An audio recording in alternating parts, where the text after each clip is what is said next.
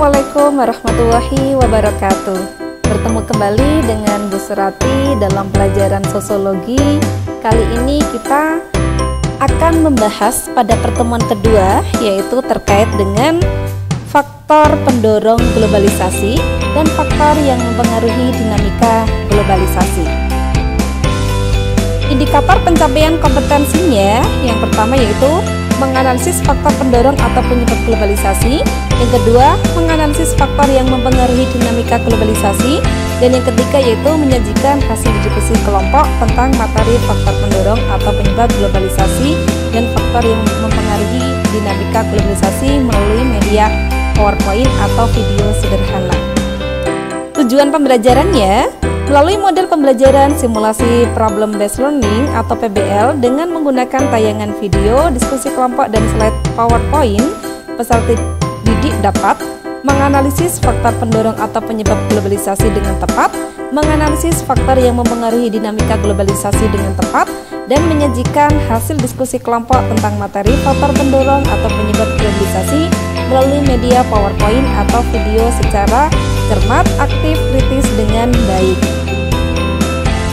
Oke, berikut adalah peta konsep materi faktor pendorong dan faktor yang mempengaruhi dinamika globalisasi. Faktor pendorongnya yaitu ada kemajuan ilmu pengetahuan dan teknologi, semakin terbentuknya sistem perekonomian negara-negara di dunia, mengglobalnya pasar uang. Sedangkan faktor yang mempengaruhi dinamika globalisasi yaitu ada perdagangan dunia, media, pariwisata, migrasi internasional, teknologi informasi, dan regulasi. Oke, kita bahas satu persatu. Faktor pendorong globalisasi yaitu ada 3 ya. Tadi sudah saya bacakan, kemajuan ilmu pengetahuan dan teknologi, semakin terbukanya sistem perekonomian negara-negara di dunia, dan mengglobalnya pasar uang. Sekarang kita bahas kemajuan ilmu pengetahuan dan teknologi ya, ini akan menciptakan alat-alat komunikasi dan transportasi yang canggih, aman, dan murah. Sejak abad ke-19, teknologi mulai bermunculan, dan pada abad ke-20 teknologi komunikasi mulai berkembang pesat. Orang-orang itu sudah mulai mengenal yang namanya satelit, telepon genggam, internet, mobil, pesawat terbang, dan sebagainya. Bahkan sekarang ini setelah adanya internet mulai berkembang media sosial yang memudahkan penggunaannya berkomunikasi langsung dengan orang lain di belahan dunia manapun, seolah sedang bertatapan langsung. Ini diibaratkan bahwa dunia ini semakin mengecil setelah adanya teknologi. Untuk media sosial ini contohnya ada banyak ya, ada Instagram ya, ada Twitter, Facebook, ya, kemudian ada WhatsApp ya, ada banyak yang lainnya ya. Dan saya yakin kalian semuanya sekarang sudah memakainya, apalagi sekarang adalah masa pandemi dan kalian memakai berbagai macam media digital ya dalam pembelajaran daring. Kemudian ya, selanjutnya faktor yang mendorong ya, yaitu semakin terbukanya sistem perekonomian negara-negara di dunia. Jadi menurut Francis Fukuyama, negara maju dan negara berkembang itu menganut prinsip-prinsip liberal dan mengatur ekonomi negara mereka. Dengan demikian, dapat dikatakan bahwa semakin terbukanya sistem perekonomian negara dipengaruhi oleh liberalisme perekonomian dunia, sehingga laju globalisasi semakin cepat ya. Kemudian yang ketiga yaitu mengglobalnya pasar uang. Jadi mengglobalnya pasar uang ini muncul sebagai akibat terbukanya perekonomian negara di dunia. Jadi dapat dikatakan terbukanya perekonomian negara saling terkait dengan pasar uang. Apabila pasar uang semakin meluas atau mengglobal, akan berakibat semakin besar pula kegiatan ekonomi suatu negara.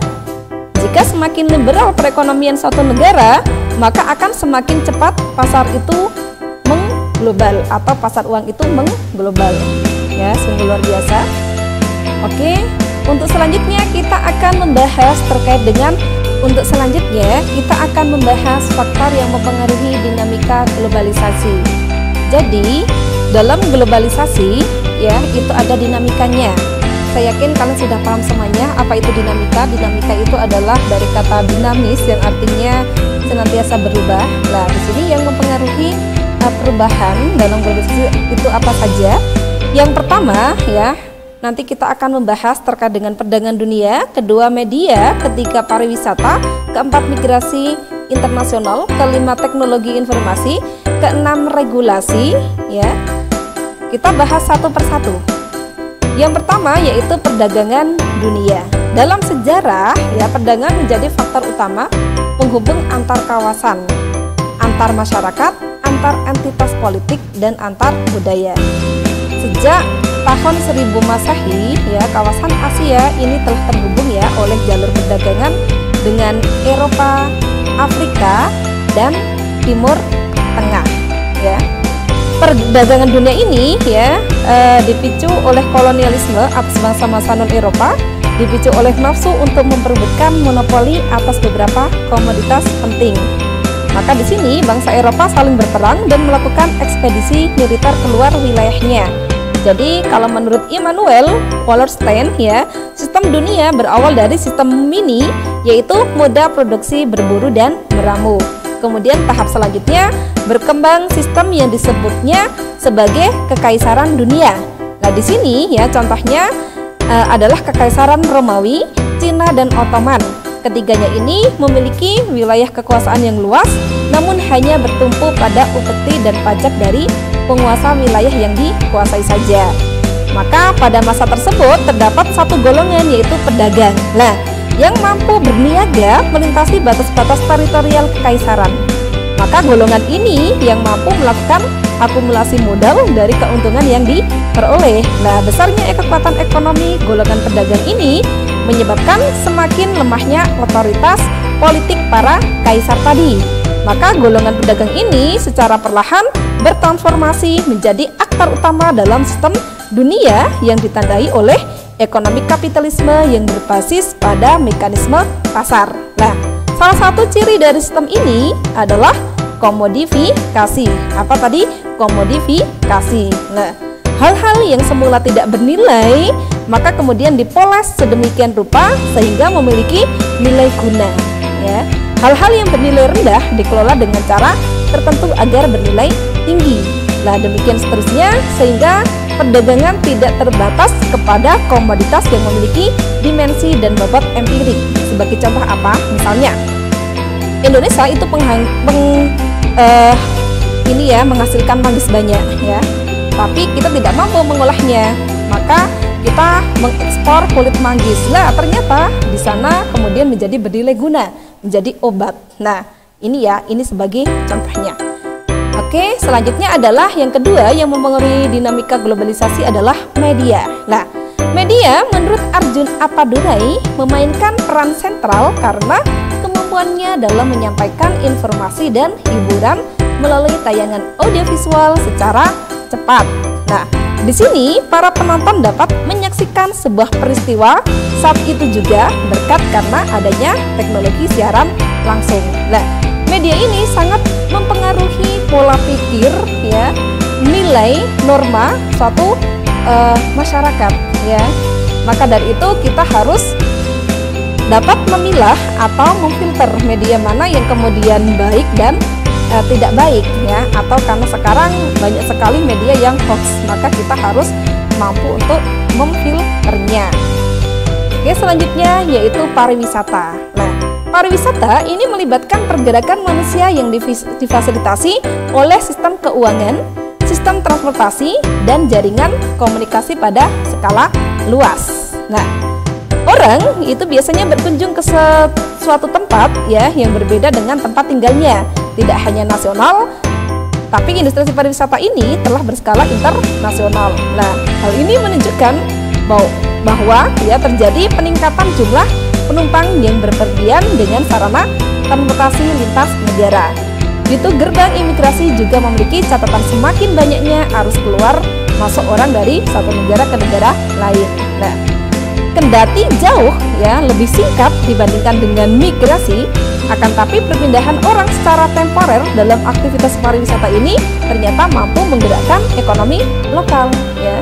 Karena apa? Karena para wisatawan ini biasanya membawa sejumlah uang ya, maka kemudian membelanjakan uang untuk mendapatkan oleh-oleh ya, sesuatu yang baru ya dari tempat wisata tersebut. Nah, kemudian di sini juga akhirnya terjadilah juga ya transfer nilai, norma, dan akhirnya terjadi yang namanya difusi kebudayaan.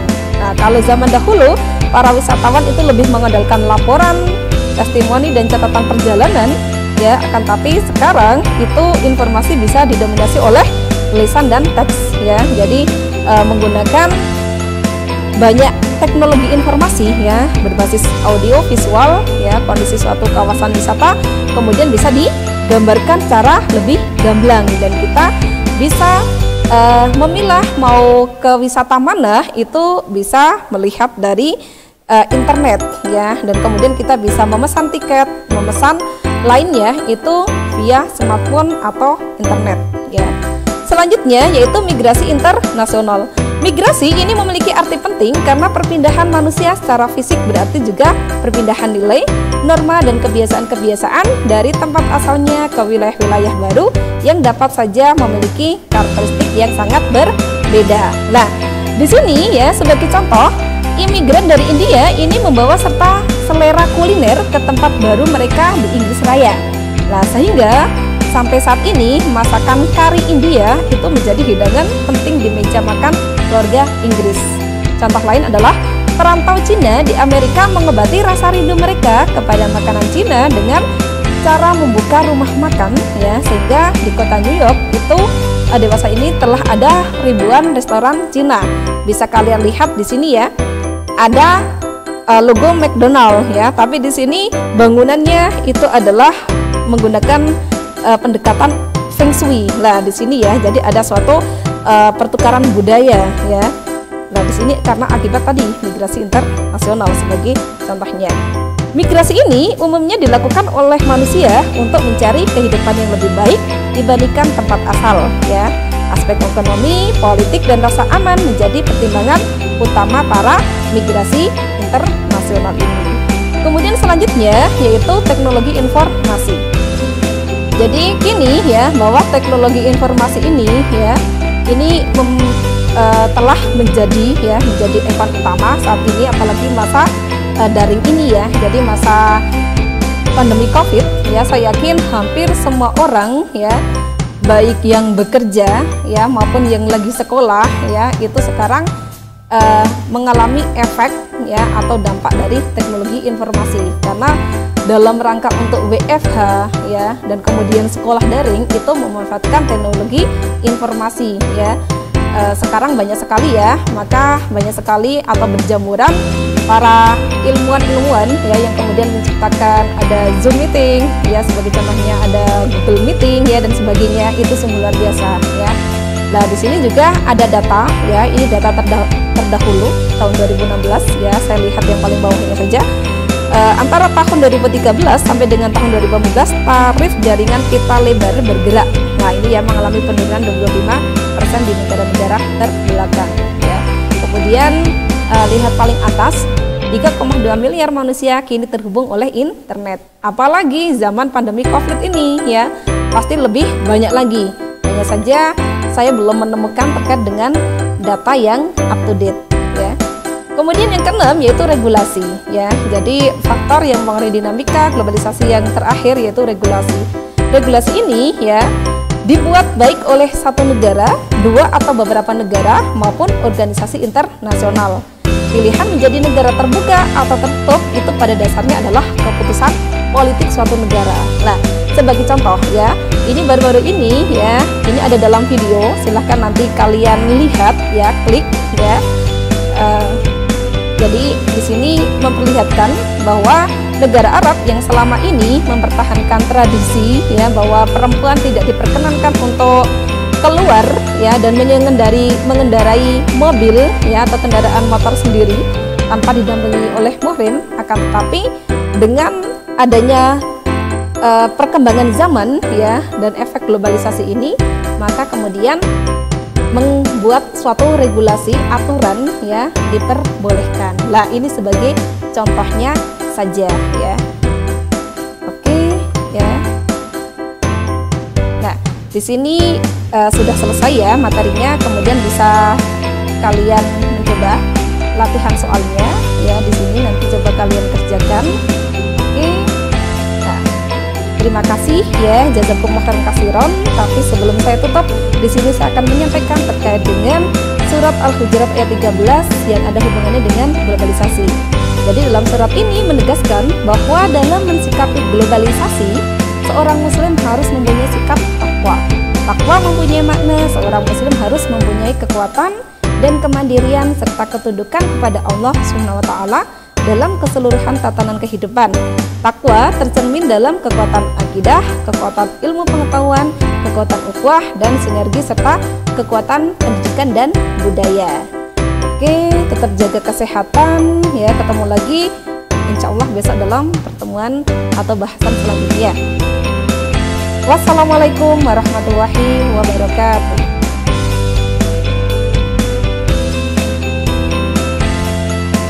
Oke, saya